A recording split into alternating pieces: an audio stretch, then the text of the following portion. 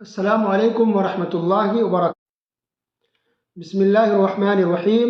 الحمد للہ والصلاة والسلام علی رسول اللہ وعلی آلہ واصحابہ اجمعین۔ محترم خواتین و حضرات، آپ سن رہے ہیں درس قرآن پارہ نمبر 19 اس کے اندر 3 صورتیں ہیں۔ سورہ فرقان کی آخری اکثر آیات ہے، سورہ شعراء مکمل ہے، اور سورہ نمل کی ابتدائی اکثر آیات ہے۔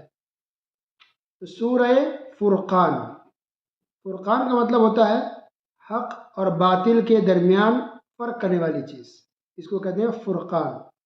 تو یہاں قرآن کو فرقان کہا گیا ہے کیونکہ قرآن یہ فرق کرتا ہے حق اور باطل کے درمیان، کہ کیا صحیح ہے کیا غلط ہے، کون حق پر ہے کون باطل پر ہے۔ تو قرآن فرق کرتا ہے، تو قرآن کو یہاں الفرقان کہا گیا ہے۔ یہ سورہ فرقان مکی ہے۔ اللہ تعالیٰ ارشاد فرماتا ہے تبارک الذی نزل الفرقان علی عبدہ لیکون للعالمین نذیرا۔ بابرکت ہے وہ اللہ جس نے اپنے بندے پر فرقان کو اتارا تاکہ وہ تمام لوگوں کے لیے آگاہ کرنے والا بن جائے۔ سبحان اللہ۔ تو قرآن دنیا کے تمام لوگوں کے لیے قرآن کو اتارا گیا ہے۔ ہندو کے لیے بھی قرآن ہے، سکھ کے لیے بھی ہے، بدھسٹ کے لیے بھی ہے، جین دھرم کے ماننے والوں کے لیے بھی ہے، کرسچن کے لیے بھی ہے، یہودیوں کے لیے بھی ہے، اور ان تمام قوموں کے لیے بھی ہے جن کو ہم نہیں جانتے، چاہے وہ دنیا کے کسی بھی کونے میں ہو اور کسی بھی مذہب کو ماننے والے ہوں۔ یہ کتاب، یہ قرآن انسان کو حقیقی رب سے ملاقات کراتا ہے۔ قرآن صحیح دھرم کیا ہے وہ بات بتاتا ہے، صحیح کیا ہے غلط کیا ہے وہ چیزیں بیان کھول کھول کے کرتا ہے قرآن مجید۔ سبحان اللہ۔ قیامت کے دن، بروز قیامت، کافر کو دیکھ کر کے جہنم چیخے مارے گی، چیخے گی، جہنم چلائے گی، چیخے گی۔ اللہ اکبر۔ جہنم کافروں سے دیکھتے ہی غصے میں بپھر جائے گی، آواز لگائے گی، اور اس چیز کو کافر سن رہے ہوں گے۔ اللہ اکبر۔ اور سورہ ملک میں تو یہاں تک ہے تکاد تمیز من الغیظ، ایسے لگے گا کہ جہنم مارے غصے کے پھٹ جائے کافر کو دیکھ کر کے۔ اللہ اکبر۔ پھر کافر خوف سے، دہشت سے، تکلیف سے، مصیبت سے موت کی دعا کریں گے کہ اللہ اے رب مجھے موت آ جائے، میں مر جاؤں۔ لا تدعوا اليوم ثبورا واحدا وادعوا ثبورا كثيرا، کہا جائے گا کہ ایک موت نہیں، تم کئی موت مانگو، لیکن ایک بھی موت کسی کو بھی نہیں آئے گی۔ کافر کو اٹھا کر کے جہنم میں پھینکا جائے گا، اور جہنم اسے جلائے گی، تڑپائے گی، کھائے گی، تکلیف پہنچائے گی۔ انسان تڑپے گا، چلائے گا، چیخے گا، اس کے جسم جلیں گے، حتیٰ کہ جسم کا چمڑا جب جل جائے گا اللہ تعالیٰ اس کے چمڑے کو، اسکن کو بدل کے دوسری اسکن لائے گا، پانی مانگے کھولتا ہوا پانی پلایا جائے گا، نہ اس کی پیاس مٹے گی نہ اس کی تکلیف دور ہوگی، اور کوئی بھی مدد کرنے والا نہیں ہوگا۔ جب تمام لوگوں کو جہنم میں ڈال دیا جائے گا تو جہنم پھر بھی خالی ہوگی۔ سورہ قاف میں ہے آیت نمبر 30 حل من مزید، جہنم کہے گی اور کچھ ہے، اور کوئی باقی ہے۔ اللہ اکبر۔ سبحان اللہ۔ اللہ ہم سب کو جہنم کی آگ سے بچائے، آمین۔ قیامت کے دن ان تمام لوگوں سے اور جن چیزوں سے پوچھا جائے گا، ان لوگوں سے پوچھا جائے گا جن کی دنیا میں عبادت کی جاتی تھی، چاہے وہ کوئی بھی چیز ہو، چاہے وہ مورتی ہو، وہ پتھر ہو، وہ فرشتے ہو، وہ انسان ہو، وہ اولیاء اللہ ہو، وہ رسول ہو، وہ پیغمبر ہو، وہ فرشتے ہو، اللہ کے نیک بندے، کوئی بھی ہے جن کی لوگ پوجا کرتے تھے، تو ان سب سے پوچھا جائے گا کہ کیا تم نے ان لوگوں کو کہا تھا کہ تم میری عبادت کرو، یا خود ہی یہ لوگ گمراہ ہو جائیں گے، یا خود ہی یہ لوگ گمراہ ہو گئے تھے۔ یہ سب کے سب انکار کر دیں گے، نہیں اے اللہ ہم نے ان کو اپنی عبادت کرنے کا حکم نہیں دیا تھا۔ اللہ اکبر۔ سب کے سب انکار کریں گے، ولی بھی، اولیاء اللہ بھی، اللہ کے نیک بندے بھی، فرشتے بھی، نبی بھی، رسول بھی، پتھر بھی، درخت، پیڑ پودے، سورج، سب انکار کر دیں گے کہ اللہ ہم نے کبھی بھی ان لوگوں کو اپنی عبادت کرنے کا حکم نہیں دیا تھا، یہ خود ہی گمراہ ہو گئے۔ اللہ اکبر۔ کافروں کے اعمال کے بارے میں اللہ سبحانہ و تعالی نے ارشاد فرمایا وَقَدِمْنَا إِلَى مَا عَمِلُوا مِنْ عَمَلٍ فَجَعَلْنَاهُ هَبَاءً مَنْثُورًا، کہ جو کافر ہیں ان کے عمل کو تم ایسے اڑا دیں گے پراگندہ ذروں کی طرح، جو ذرات ہوتے ہیں نا باریک، اس طرح کافروں کے عمل کو اللہ تعالیٰ اڑا دے گا قیامت کے دن. یعنی کوئی بھی کفر کی حالت میں کافر ہو کر کے مرا اور جتنا بھی اچھا کام کیا ہو تو اس کا عمل کوئی فائدہ نہیں دے گا. صدقہ، خیرات، نماز پڑھا ہو، روزہ رکھا ہو، اگر وہ کافر تھا تو اس کا عمل قبول نہیں ہوگا. عمل قبول ہونے کے لیے اسلام دھرم کو سویکار کرنا، اسلام دھرم کو ماننا، مسلمان ہونا ضروری ہے. آپ مسلمان ہو کے عمل کریں گے تب ایکسیپٹ کیا جائے گا. اگر مسلمان نہیں ہے، کفر کی حالت میں جی رہے ہیں، تب آپ کا عمل قبول نہیں ہوگا. پھر اللہ نے آگے فرمایا، دیکھیے وَيَوْمَ يَعَضُّ الظَّالِمُ عَلَى يَدَيْهِ يَقُولُ يَا لَيْتَنِي اتَّخَذْتُ مَعَ الرَّسُولِ سَبِيلًا، کہ اس دن، قیامت کے دن، ظالم اپنے ہاتھ کو چبائیں گے، کاٹیں گے دانتوں سے، غصے سے اور افسوس سے. کیا کہیں گے؟ اے کاش کہ میں نے رسول کا راستہ اپنا لیا ہوتا، رسول کے طریقے پر چلا ہوتا.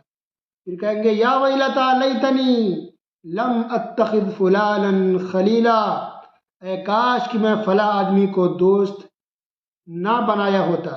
لقد اضلنی عن الذکر بعد اذ جاءنی وکان الشیطان للانسان خذولا، کہ اس آدمی نے تو مجھے اللہ کے ذکر سے دور کر دیا، مجھے تو بھٹکا دیا، گمراہ کر دیا، جبکہ ذکر اور حق بات ہمارے پاس آ چکی تھی. حق بھی آیا تھا اور ذکر بھی آیا تھا، اللہ کی بات آئی تھی، لیکن اس دوست نے مجھے گمراہ کر دیا، بھٹکا دیا. اور شیطان تو انسان کو دھوکہ دینے والا ہے.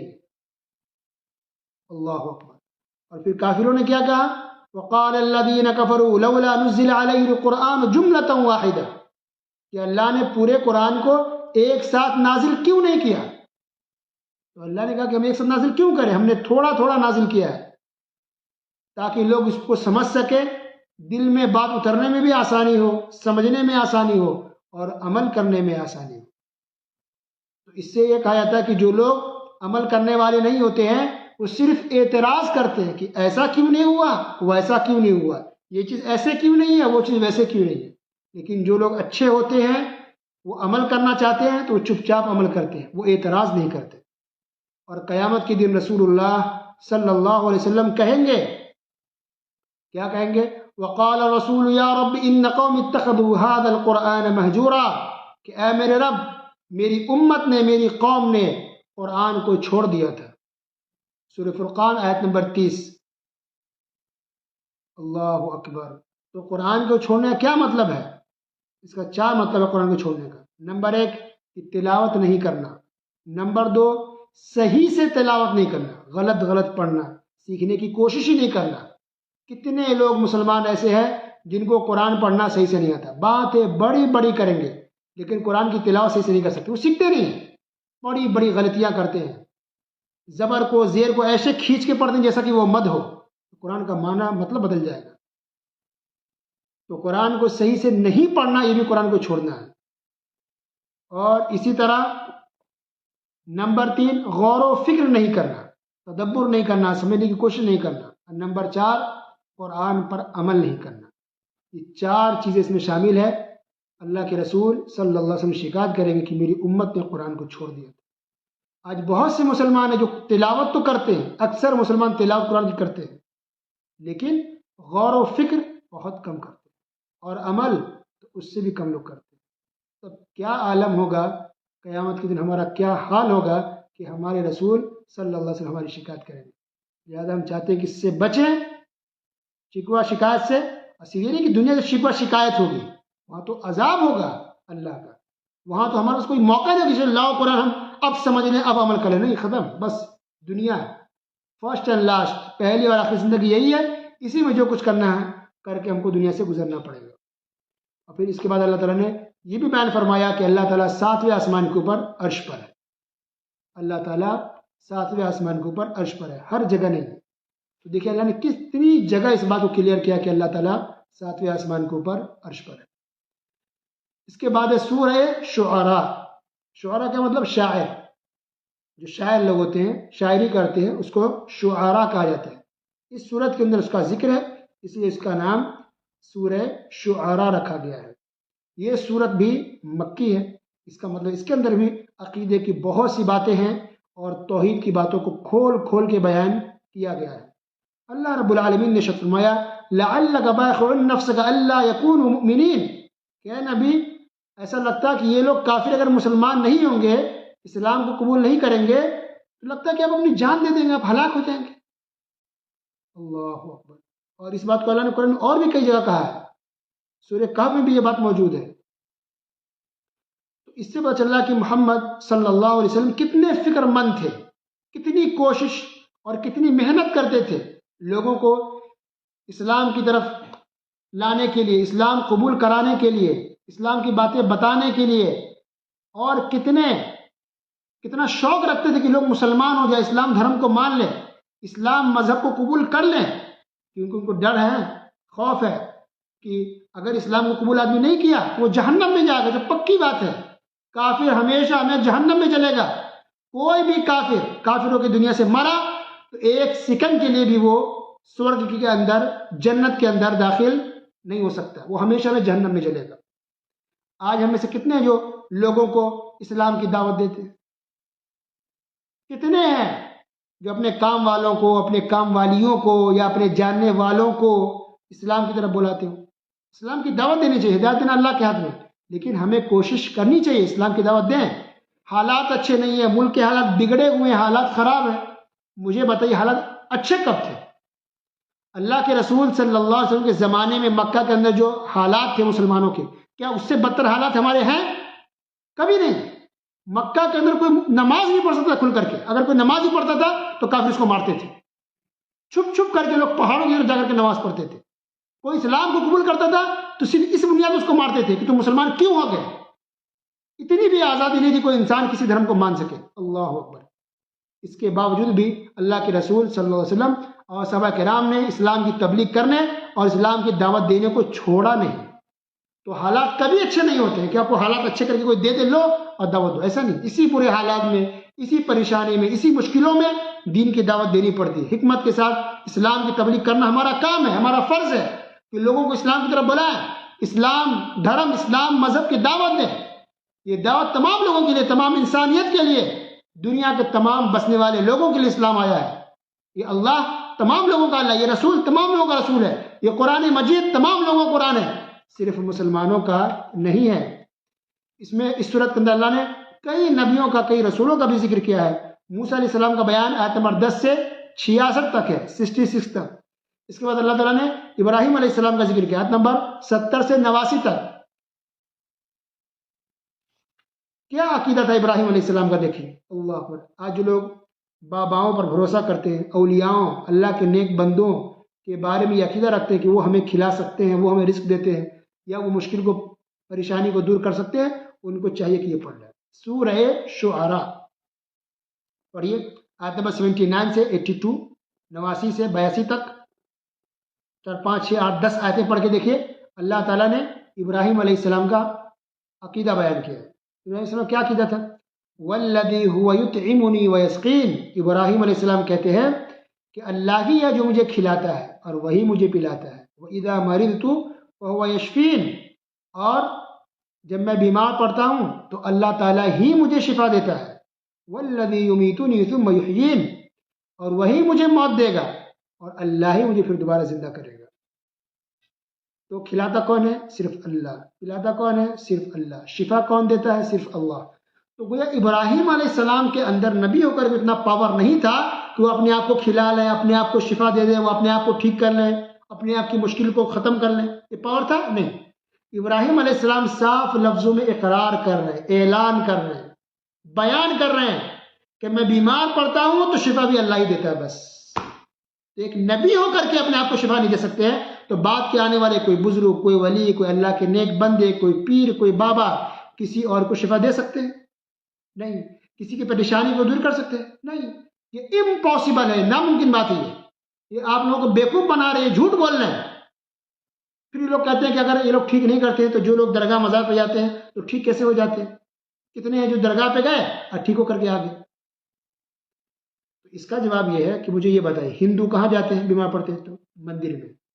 پھر وہ بھی ٹھیک ہوتے کہ نہیں ہوتے؟ تو کیا آپ یہ کہہ سکتے ہیں کہ مندر کے مورتیوں نے، پتھروں نے ان ہندو کو ٹھیک کر دیا ہے؟ ہندو بھی پریشان ہوتے ہیں، دعا کے لیے پتھروں کو پکارتے ہیں، وہ بھی شفا یابی ان کو ملتی ہے، ان کو بھی رزق مل جاتا ہے، ان کو بھی اولاد مل جاتی ہے۔ تو کیا یہ پتھر، یہ مورتی ان کو شفا دے رہا ہے؟ کیا یہ مورتی، یہ پتھر ان کو اولاد دے رہا ہے؟ کیا یہ مورتی، یہ پتھر ان کو شفا یابی دے رہا ہے؟ نہیں۔ کون دے رہا ہے سب کچھ؟ اللہ۔ تو اسی طرح یہاں بھی ہے، جو درگاہ پہ جاتا اس کو لگتا ہے کہ درگاہ والوں نے دیا، لیکن دیتا کون ہے؟ اللہ۔ کیونکہ اللہ نے اس بات کو قرآن میں، پورے قرآن میں کھول کھول کے بیان کیا ہے، اور اللہ کے رسول صلی اللہ علیہ وسلم دنیا میں اسی چیز کی دعوت دینے کے لیے آتے۔ پوری زندگی ہمارے نبی صلی اللہ علیہ وسلم کی اسی باتوں کو سمجھانے میں گزر گئی کہ ایک ہی اللہ خالق و مالک ہے، تو ایک ہی اللہ ہی شفا دینے والا اور پریشانی کو دور کرنے والا ہے، اور اس کے علاوہ دنیا میں کوئی دوسرا نہیں ہے۔ اور یہی عقیدہ تمام نبیوں کا تھا، تمام رسولوں کا تھا۔ ابراہیم علیہ السلام آگے کیا کہتے ہیں وہ سنیے، وَالَّذِي أَطْمَعُ أَن يَغْفِرَ لِي خَطِيئَتِي يَوْمَ الدِّينِ، کہ مجھے امید ہے، دیکھیے لہجہ دیکھیے، اللہ کا ڈر خوف دیکھیے نبی کے اندر۔ ابراہیم علیہ السلام نے نبی، اتنے بڑے نبیوں کے کہتے ہیں مجھے امید ہے کہ اللہ تعالیٰ میرے گناہوں کو بخش دے، میرے غلطیوں کو قیامت کے دن معاف فرما دے۔ ایک وہ نبی تھے، اور آج کے یہ بابا ہیں جو کہتے ہیں کہ ہم بھی جنتی ہیں، اور ہمارے دامن کو جو پکڑ لے گا سب کے سب جنتی ہیں، جو ہمارے پیچھے ہے سب کو ہم اٹھا کے جنت میں لے جائیں گے۔ لا حول ولا قوت الا باللہ۔ اس کا مطلب ہے کہ یہ لوگ پاکھنڈی ہیں، یہ جھوٹے لوگ ہیں، فراڈی لوگ ہیں، بیوقوف بنا رہے ہیں۔ جو انسان نیک ہونا، اللہ کا ولی ہو، وہ تو خوف سے پریشان ہوتا ہے، اس کے بعد اللہ کا ڈر خوف ہوتا ہے، وہ گھبرایا ہوتا ہے کہ میرا کیا ہوگا۔ وہ تو خود اپنے نفسی کا عالم ہے۔ وہ اگر ایسا کوئی ہے کہ خود اللہ سے ڈرتا ہو بہت زیادہ، سمجھے کہ وہ واقعی ولی ہے۔ لیکن جو بڑے بڑے دعوے کرتا ہو کہ میں جنتی، تم کو جنت میں لے جاؤں گا، یہ میں یہ کر دوں گا، سمجھو جھوٹا انسان ہے۔ تو قرآن یہ کہہ رہا ہے، ابراہیم علیہ السلام کو یہ عقیدہ تھا۔ اللہ اکبر۔ بلکہ ابراہیم علیہ السلام نے یہاں تک کہا وَلَا تُخْزِنِي يَوْمَ يُبْعَثُونَ، کہ اللہ قیامت کے دن مجھے رسوا نہ کرنا۔ اللہ اکبر۔ ڈرے ہوئے گھبرائے ہمارا کیا انجام ہو، کیا عالم ہوگا۔ یہ ابراہیم علیہ السلام ہے۔ اور یہ آج کے نام نہاد یہ گمراہ کرنے لوگوں کو یہ ہے کہ جو جنتی ہونے کا اور لوگوں کو جنت میں لے جانے کا ڈنکے کی چوٹ سے اعلان کرتے رہتے۔ استغفر اللہ، اللہ ہم سب کو اس طرح کے فتنے سے محفوظ رکھے۔ یوم لا ينفع مال ولا بنون، قیامت کے دن کا وہ عالم ہوگا کہ جس دن کوئی مال دولت کام نہیں آئے گا اور اولاد بھی کام نہیں آئے گی، بلکہ ہمارا اعمال، عمل، نیک عملی کام آئے گا۔ اس کے بعد اللہ تعالیٰ نے کئی نبیوں، بلکہ تمام نبیوں رسولوں کا، کئی نبیوں کا جو ذکر کیا، ان تمام نبیوں کا قول ایک تھا اس معاملے میں۔ دیکھیے نبی یہ کہتے تھے لوگوں سے دعوت تبلیغ کرنے کے بعد، لوگوں کو سمجھانے کے بعد، بتانے کے بعد، وَمَا أَسْأَلُكُمْ عَلَيْهِ مِنْ أَجْرٍ، کہ میں تم لوگوں سے کوئی اجرت نہیں مانگ رہا ہوں، کوئی مزدوری نہیں مانگ رہا ہوں، کوئی پیسے، کوئی دولت مجھے نہیں چاہیے، کچھ نہیں چاہیے۔ إِنْ أَجْرِيَ إِلَّا عَلَىٰ رَبِّ الْعَالَمِينَ، بلکہ میری اجرت تو اللہ ہی تعالیٰ دینے والا ہے، اللہ ہی دے گا، مجھے تم لوگوں سے کچھ نہیں چاہیے۔ بس جو باتیں میں بتا رہا ہوں حق بات اللہ کی بات، اس بات کو مان لو بس۔ نہ کوئی نذرانہ چاہیے، نہ کوئی ہدیہ چاہیے، نہ کوئی گفٹ چاہیے، صرف حق بات کو قبول کرو، اللہ کی عبادت پہ آ جاؤ، یہی کافی ہمارے لیے، ہمیں تم سے کچھ نہیں چاہیے۔ یہ تمام نبیوں نے، رسولوں نے اپنی اپنی قوموں کو، اپنے اپنے لوگوں کو کہا ہے۔ اتنی اہم باتیں دیکھیے، سبحان اللہ۔ اس کے بعد اللہ تعالیٰ نے آگے بیان کیا کہ قوم نے صالح علیہ السلام سے کہا ما انت الا بشر مثلنا، کہ آپ تو ایک بشر ہے ہماری طرح۔ سبحان اللہ، اس کو اعتراض تھا، اور آج بھی بدعتیوں کا اعتراض ہے کہ بشر نہ کہو نبی کو، نور کہو، نور بشر نہیں ہے۔ استغفر اللہ۔ بتائیے بدعتیوں کا عقیدہ کافروں جیسا ہے یا نہیں؟ پھر کیوں ان بدعتیوں کو آپ نہیں چھوڑتے؟ کیوں ان کے پیچھے اپنی زندگی کو برباد کر رہے ہیں؟ یہ کیوں اپنے دل اور دماغ کے اندر یہ وہم بیٹھا لی کہ وہ بھی تو عالم ہے، ان کے پاس تو داڑھی ہے، وہ بھی تو ٹوپی رکھتے ہیں، وہ بھی تو علم حاصل کیے، ان کے پاس تو ڈگری ہے، وہ بھی پڑھے لکھے، غلط کیسے بول سکتے ہیں؟ تو وہ غلط بول سکتے ہیں کیونکہ قرآن اب ترجمہ سے پڑھی۔ یہ کافر لوگ کا اعتراض تھا کہ نبی بشر کیسے ہو سکتا ہے، یہ انسان کیسے ہو سکتا ہے، اس کو تو نور ہونا چاہیے۔ یہ کافر کا عقیدہ تھا، اور آج کی یہ بدعتی خرافاتی لوگ بھی یہ اعتراض کرتے ہیں کہ ہمارے نبی کو بشر نہ کہو۔ استغفر اللہ، انا للہ و انا الیہ راجعون۔ اور شعیب علیہ السلام نے اپنی قوم سے کہا اوفوا الکیل ولا تکونوا من المخسرین، کہ وزن کرنے میں، تولنے میں برابر برابر تولو، صحیح سے تولو، اس میں کمی بیشی نہ کرو۔ اللہ اکبر۔ تو شعیب علیہ السلام کی قوم کے اندر ایک بہت بڑی گڑبڑ یہ بھی تھی کہ وہ لوگ ناپ تول میں کمی کرتے تھے، کم تول کے دیتے تھے۔ یہ کم تول کر کے دینا یہ بہت بڑا گناہ ہے، بہت بڑا کرائم ہے۔ اللہ نے ان قوموں کو ہلاک و برباد کر دیا۔ آج بھی دکانوں میں دیکھیے، مارکیٹ میں دیکھیے، کس طرح سے ترازو کے نیچے کچھ لوگ لگا دیتے تاکہ سامان کم دینا پڑے، کس طرح سے کچھ لوگ ترازو وزن کرتے ہیں تو اسے پکڑ کے رکھتے ہیں تاکہ وہ بیوقوف بنا سکے سامنے والے کو، کم دینا پڑے۔ وہ سبزی والا ہو، وہ پھل والا ہو، وہ اناج بیچنے والا ہو، جس کو دیکھو ڈنڈی مار رہا ہے، جس کو دیکھو کم وزن کر رہا ہے۔ ابھی تقریباً 8 مہینہ پہلے میرے ساتھ ایسا ہوا، میں تربوز خرید رہا ہوں، دیکھا ہوں ترازو بیچنے والے کو کہ وہ کم وزن کے، میں دور کھڑا تھا، کتنا بھائی دے دو، وہ دے رہا ہے۔ اچانک میں قریب آ گیا، دیکھا تو اس میں کم ہے، وہ کہہ رہا کہ صحیح ہے، ہو گیا 2 کلو 3 کلو لینا تھا جو بھی، وہ کہہ رہا برابر ہے۔ لیکن جب میں قریب آیا تو پھر اور کاٹ کے رکھا تربوز، یعنی وہ کم تول رہا تھا، اگر میں قریب نہیں آتا تو مجھے کم دے دیتا ہوں۔ استغفر اللہ، کس قدر لوگ ہوتے ہیں تو تھوڑے سے پیسے کے لیے انسان اپنی ایمان کو خراب کر لیتا ہے۔ یہ کم وزن کرنا، کم دینا، یہ بہت بڑا گناہ، کوئی چھوٹا نہیں ہے۔ آپ کو فائدہ نہیں ہو رہا کمائی میں تو آپ ریٹ بڑھائیے، آپ مناسب ریٹ رکھیں، لیکن کم تولیں، کم دیں، یہ اس سے آپ کی آخرت برباد ہو جائے گی، آپ کو اللہ تعالیٰ ہلاک کو برباد کر سکتا ہے۔ استغفر اللہ۔ پھر اللہ نے قرآن کے بارے میں بیان فرمایا، قرآن کیسے نازل ہوا، کون قرآن کو لے کر کے آتا تھا، کس کے اوپر نازل ہوا، اس کا جواب یہاں موجود ہے، وَإِنَّهُ لَتَنزِيلُ رَبِّ الْعَالَمِينَ۔ یہ قرآن اللہ کی طرف سے نازل ہوا ہے، اور لے کر کے کون آیا؟ نزل بہ الروح الامین، جبرائیل علیہ السلام قرآن کو لے کر کے آتے تھے، کن کے پاس؟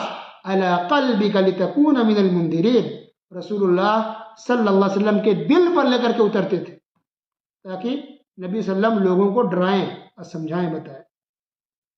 تو قرآن نبی صلی اللہ علیہ وسلم کے دل پر اترا ہے، دل پر قرآن کو نازل کیا گیا ہے، اور لے کر کے آنے والے جبرائیل علیہ السلام ہیں۔ سبحان اللہ، اللہ اکبر۔ اس طرح سے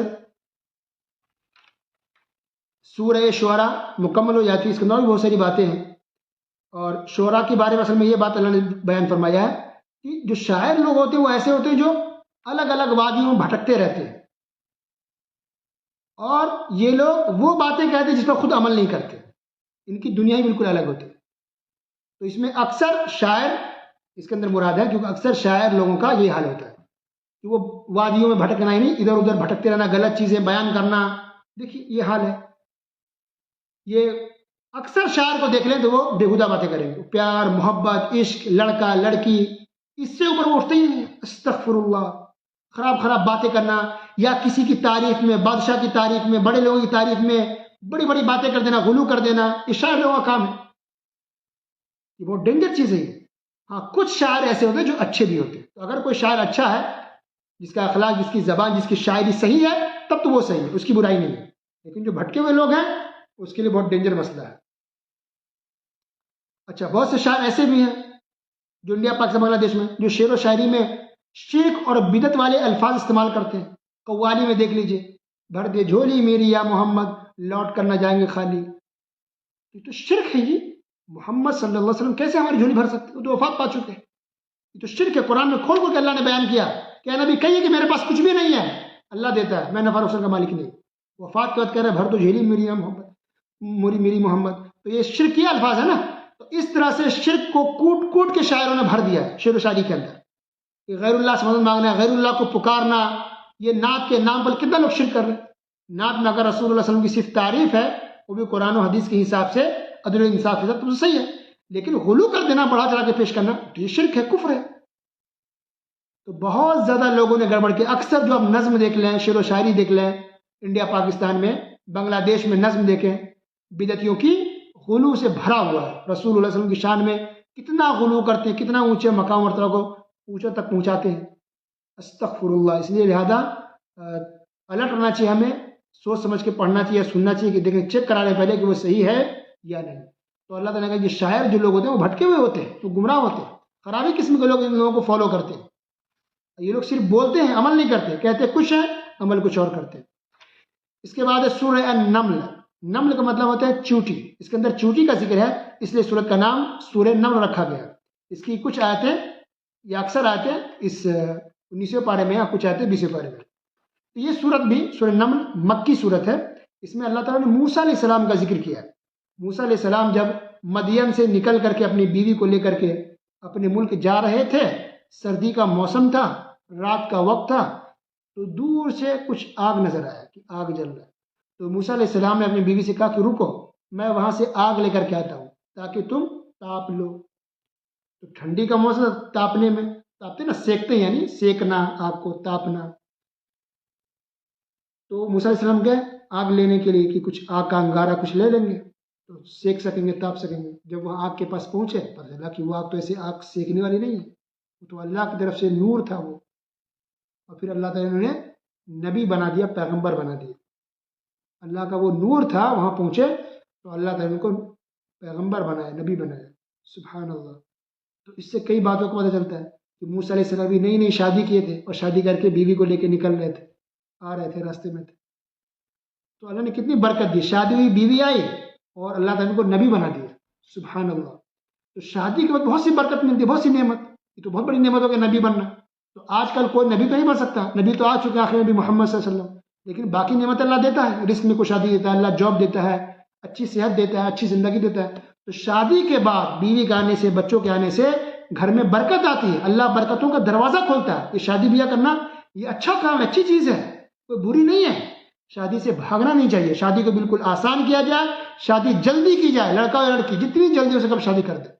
اللہ نے شادی کے اندر برکت رکھی ہے، سکون ہے، امن و امان ہے، عزت و آبرو کی حفاظت ہے، نظروں کی حفاظت ہے۔ شادی ہر ایک کی کر دینی چاہیے اور فوراً کر دینی چاہیے۔ تو موسیٰ علیہ السلام کا یہ واقعہ یہاں پر بیان ہوا۔ اس کے بعد اللہ تعالیٰ نے سلیمان علیہ السلام کا ذکر کیا۔ سلیمان علیہ السلام اپنی فوج کے ساتھ نکلے باہر، تو چیوٹی نے کیا کہا؟ دیکھیں چیوٹی کا عقیدہ دیکھیں، لا يحطمنكم سلیمان وجنوده وهم لا يشعرون۔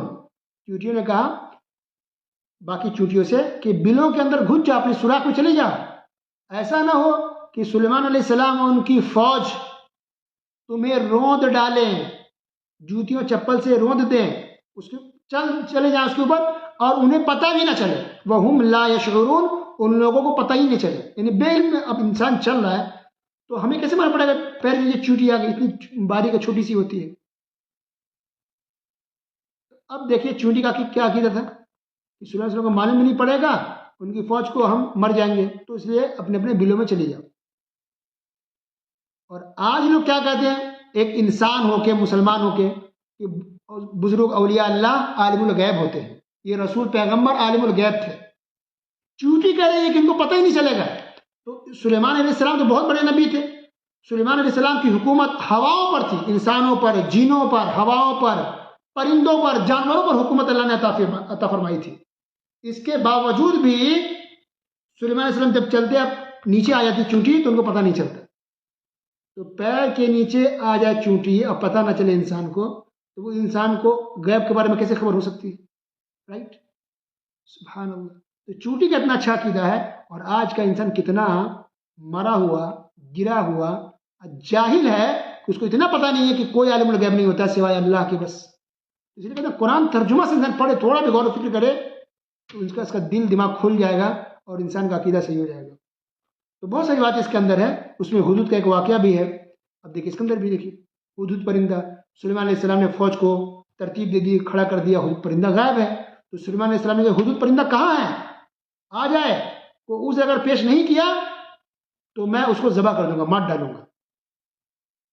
تو یہ بول ہی رہتے کہ حدود پرندہ پہنچ گیا اور آ کر کے سلیمان علیہ السلام سے کہا کہ فلاں جگہ ایک صبا ہے، یمن کا علاقہ ہے، وہاں پر تو میں نے دیکھا ہے کہ وہاں تو غیر اللہ کی بات ہو رہی ہے، اللہ کے دوسروں کی پوجا کر رہے ہیں، سورج کی پوجا کر رہے ہیں وہ لوگ۔ تو اچھا یہ بات ہے، ہاں اللہ اکبر۔ تب سلیمان علیہ السلام نے خط لکھا، وہاں کی جو بادشاہ تھی وہ عورت تھی، ملکہ بلقیس، اس کو خط لکھا، بسم اللہ الرحمن الرحیم لکھا کہ یہ سلیمان کی طرف سے یہ خط ہے، ہم آپ کو اسلام قبول کرنے کی دعوت دیتے ہیں، آپ مسلمان ہو جائیے۔ تو بسم اللہ الرحمن الرحیم خط کے شروع میں لکھا۔ آج مسلمان کیا کرتے ہیں، 786 لکھتے ہیں۔ یہ 786 قرآن میں بتائیے کہیں بھی ایک جگہ ہے؟ جتنی بھی قرآن کی صورت ہے سب کے شروع میں بسم اللہ الرحمن الرحیم ہے، کوئی ایک جگہ بھی 786 ہے نہیں ہے۔ پورے حدیث میں کہیں بسم اللہ الرحیم ہے، ٹھیک ہے، لیکن کہیں بھی 786 ایک بھی حدیث میں ہے نہیں ہے۔ لیکن بدعتی جتنے بھی بدعتی دیکھ لیجیے وہ 786 استعمال کریں گے، خط میں، کتاب میں، ادھر میں، ادھر میں، اس میں گھروں کو میں لکھ کے رکھتے ہیں 786. کیا کہتے ہیں؟ 786 کا مطلب بسم اللہ الرحمن الرحیم ہے. بسم اللہ الرحمن الرحیم لکھیے. یہ 786 کیوں لکھ رہا ہے؟ یہ تو ویسے بھی گھر کے اوپر دیواروں پہ ایسے قرآن کی آیات نہیں لکھنی چاہیے. قرآن کی آیات، قرآن ہمارے دلوں کے اندر ہونا چاہیے، ہم پڑھیں، عمل کریں. لکھنا تو ایسے بھی نہیں چاہیے. لیکن یہ 786 کا جو لوگوں نے سسٹم شروع کر دیا، یہ طریقہ صحیح نہیں ہے. تو سلیمان علیہ السلام نے بھی خط لکھا تو بسم اللہ الرحمن الرحیم لکھا ہے، 786 نہیں لکھا ہے. لوگوں کو چاہیے توبہ استغفار کریں، حدیث پڑھائیں، قرآن پڑھائیں. اور اس سے یہ بھی پتہ چل رہا ہے اس واقعہ سے کہ سلیمان علیہ السلام عالم الغیب نہیں تھے. انہیں فوراً کہتے اچھا حدود پرندہ تو گیا چیک کر کے آ رہا ہے، وہ بتائے گا کر کے. بلکہ غصہ ہوا ہے سلیمان علیہ السلام کہ کہاں ہے حدود پرندہ، میں اس کو ذبح کر دوں گا. لیکن جب آ کر کے بتایا کہ میں تو وہاں سے چیک کر کے آ رہا ہوں، گورلا کی پوجا کر رہے ہیں، تب پھر ان کا غصہ ٹھنڈا ہوا. تو کیسے وہ عالم الغیب ہو جائیں گے؟ ان کی حکومت پرندوں پر بھی تھی سلیمان علیہ السلام کی، اس کے باوجود ان کو معلوم نہیں وہ پرندہ کہاں گیا. وہ ڈھونڈ رہے ہیں کہ کہاں گائے گا. پتہ چلا کہ کسی بھی پیغمبر رسول کو غیب کا علم نہیں تھا. وہ عالم الغیب کوئی بھی رسول پیغمبر نہیں ہوتے تھے، اور نہ ہے، اور نہ کوئی مخلوق عالم الغیب ہو سکتا ہے. عالم الغیب صرف اور صرف اللہ رب العالمین ہے بس. بہرحال خط بھیجا گیا، پھر تفصیل اس کے اندر ہے. اور پھر آخر میں یہ ہوا کہ جو ملکہ بلقیس تھی یمن کی، پھر وہ مسلمان ہو کر کے آ گئی سلیمان علیہ السلام کے پاس، اسلام کو انہوں نے قبول کر لیا. اللہ تعالی ہم تمام لوگوں کو قرآن حدیث پڑھنے، سمجھنے، اس کے مطابق عمل کرنے کی توفیق عطا فرمائے. آمین. وصلی اللہ علی نبینا محمد وعلی آلہ وصحبہ اجمعین. السلام علیکم ورحمۃ اللہ وبرکاتہ.